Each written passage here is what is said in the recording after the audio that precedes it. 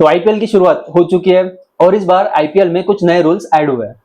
Yes and काफी changes के साथ ये आईपीएल को इंट्रोड्यूस किया गया है, जिसमें सलाह का यूज नए रूल्स में ये काफी इंपॉर्टेंट चेंज है। शमी भी चैंपियंस ट्रॉफी के दरमियान बात कर ही रहे थे, और इसके बारे में तो काफी हलचल चालू थी। काफी बॉलर्स की पूरी फेडरेटिटी की इसके बारे में बात कर रही थी। सलाह बीइंग हेवी, जो स्वेट का यूज करना तो चालू ही था, एंड कोरोना को भी होके 5 साल हो चुके हैं यार। यानी ये जब नया रूल आया, it has been a forgone time, एंड फिर भी ये रूल्स को रखना वैसे कुछ ये बनता नहीं था। And IPL as we know कि एक ट्रेंड ब्रेकर है, मोस्ट प्रोबेबली ये आईसीसी में भी लागू हो सकता है सलाइवा की इंक्लूजन। वही है ना कि बॉलर्स का फिर रिवर्स स्विंग आया हो रहा है, उसकी वजह से तुम शाइन को कर नहीं पा रहे हो प्रॉपर्ली बॉल। तो अभी के क्रिकेट का रिक्वायरमेंट ही वो है, थोड़ा बैलेंस आउट करना पड़ेगा, मोर बैटर फ्रेंडली अलाइन होते जा रहा है, and that might impact that is impacting the balance between ball and bat. और इसी के लिए तो लाइक उनका सेकंड जो नया रूल है कि बॉलर्स को थोड़ा हेल्प करने के लिए कि ड्यू के लिए जो सेकंड बॉल इंट्रोड्यूस कर रहे हैं वो। Yes, that is also one of the good thing which I can say.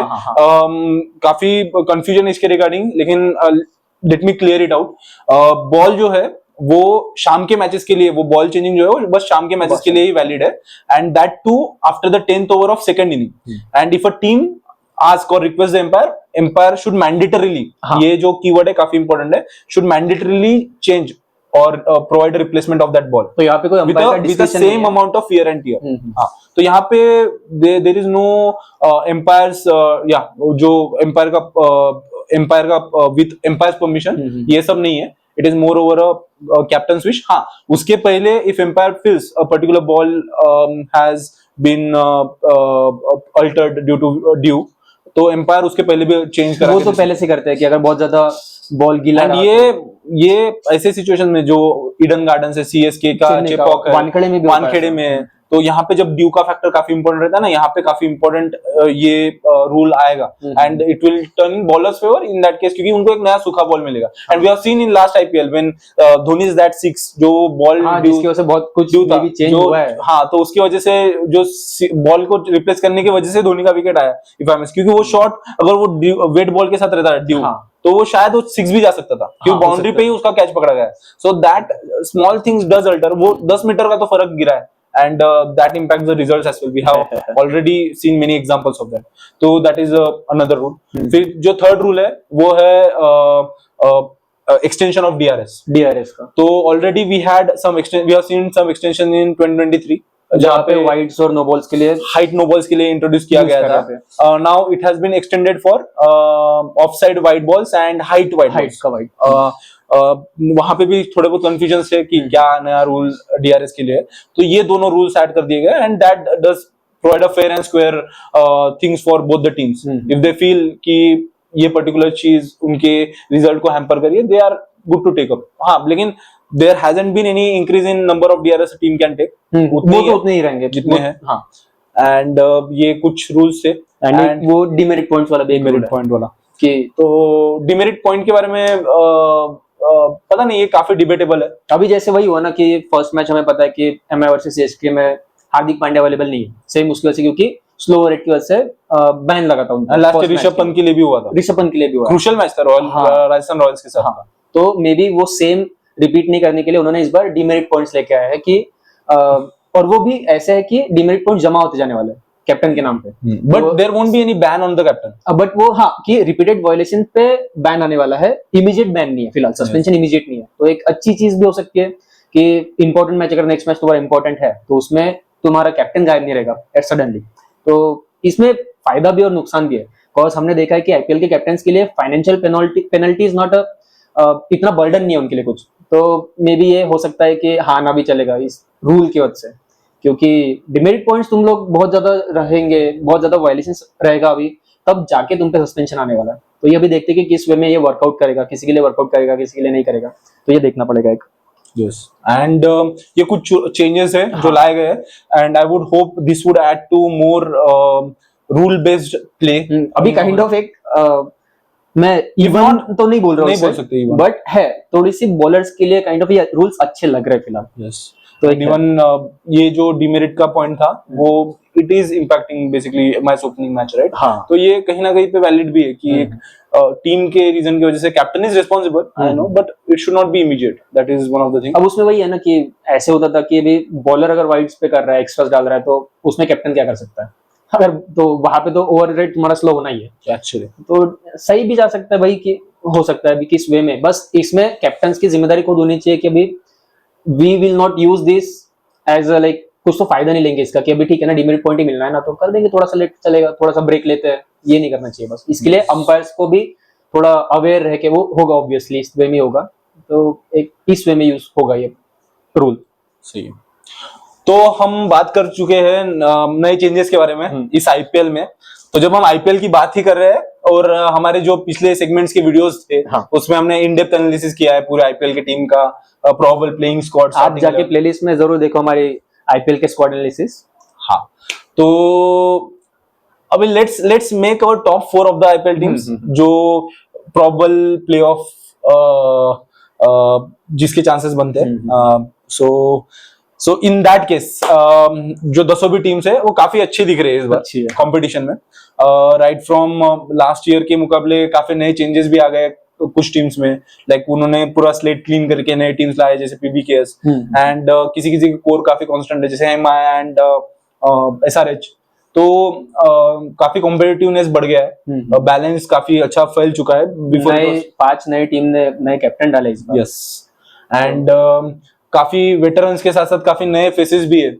More over ये आईपीएल्स को इसी तरीके से देखेंगे, it is a basically transition IPL if you can say, जहां पे they are passing on the baton to the new captain, because mostly all the captains of the teams are new faces, young faces which might lead them in coming 3 हाँ, मतलब 1-2 नाम अगर छोड़े तो ये सारे ही नए कैप्टन है, ऑलमोस्ट लाइक 1-2 आईपीएल कैप्टनसी करके ही आया है ऑलमोस्ट, तो नए कैप्टन है इस बार। और ये नया आईपीएल की शुरुआत बोल सकते हैं कि अभी 18वां सीजन है, तो kind of IPL is turning into an adult, तो नया आईपीएल है, नए कैप्टन है, तो नए दौर चालू होगा यहाँ से। यस, ये है।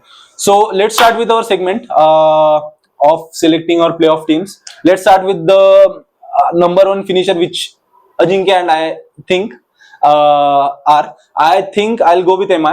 With the MI रहेगी table topper, with the setup MI has, with the squad MI has, with the caliber of the players MI has.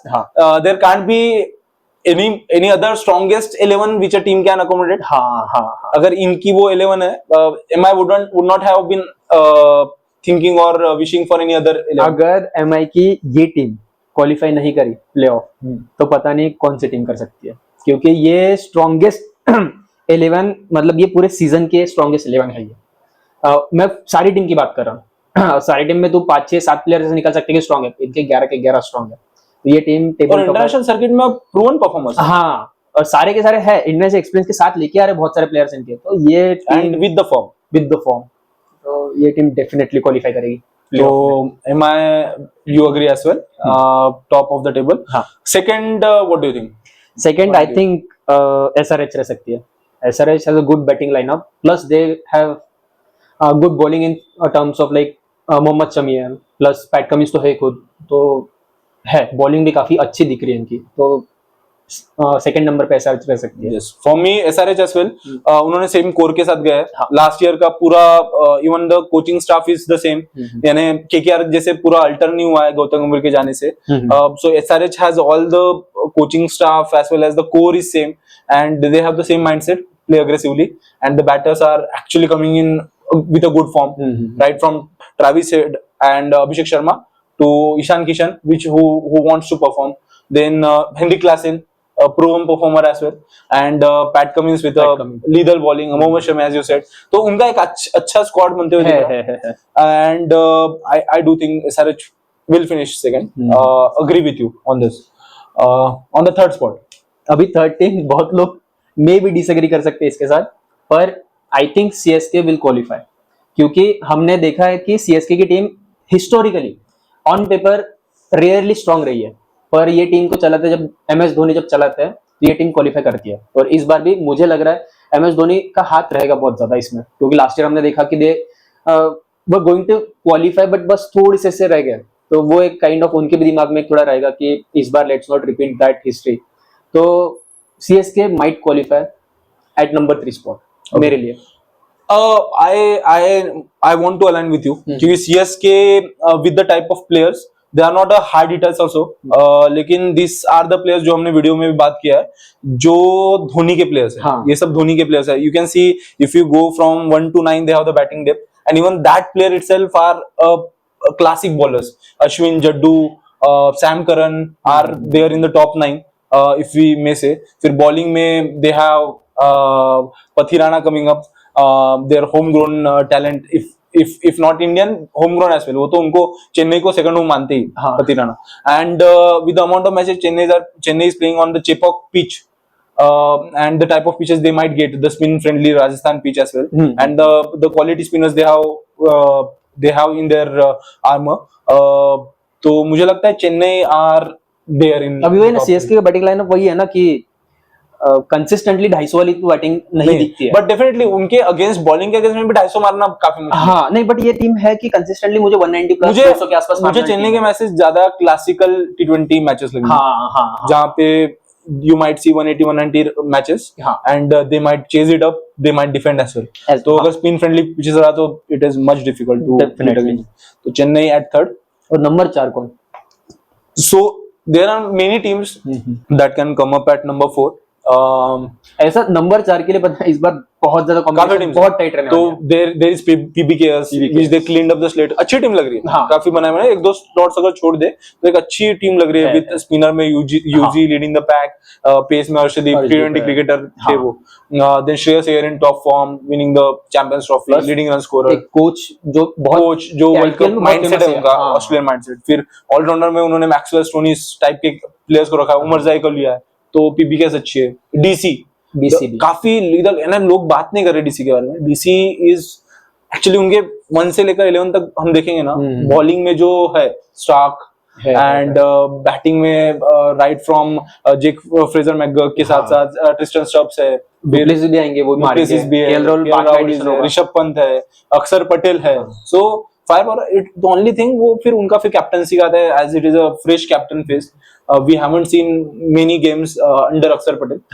तो वो भी एक है, वो एक सरप्राइज फैक्टर है। बट वन ऑफ और एक टीम इसमें रह सकती है, मतलब पता नहीं, बट आरसीबी भी कहीं ना कहीं इसमें अपना नाम डाल सकती है इस बार। यस, आरसीबी के भी हेजलवुड के ऐड होने पे आरसीबी की बॉलिंग अच्छी लग रही है with Bhuvneshwar Kumar coming in, फिर वैभव अरोड़ा के भुवनेश्वर कुमार, फिर सुयश शर्मा के रूप में एक स्पिनर है, कृणाल पांड्या है फिर स्पिनर के रूप में। तो एक अच्छा इनका बेस कवर होते हुए दिख रहा है। बैटिंग में विराट कोहली एज यूजुअल, रजत पाटीदार एक अच्छे कॉन्फिडेंस के साथ, फिल सॉल्ट है। But I might go with KKR even if the coaching staff has changed, the KKR core is same, the mindset is same, and the captain, even if there is no Shreyas Iyer, Ajinkya Rahane is prone captain। He has seen the जहाँ पे high pressure games है, उनको पता है calmness कैसे, tournaments में continuously captaincy करते आ रहे हैं, and उनका खुद का बैटिंग के साथ फॉर्म अच्छा रहा है अभी तक। जो सैयद मुश्ताक अली ट्रॉफी में अच्छा, वो 165 के स्ट्राइक रेट से he is hitting those runs। तो I will go with KKR as my playoff। So yeah, मेरा पर्सनली, मैं अगर मुझे चूज करना रहा तो मैं पंजाब को चूज करूंगा, बिकॉज ये जो कैप्टन कोच कॉम्बो है ना, ये बहुत ही प्रूवन कॉम्बो है।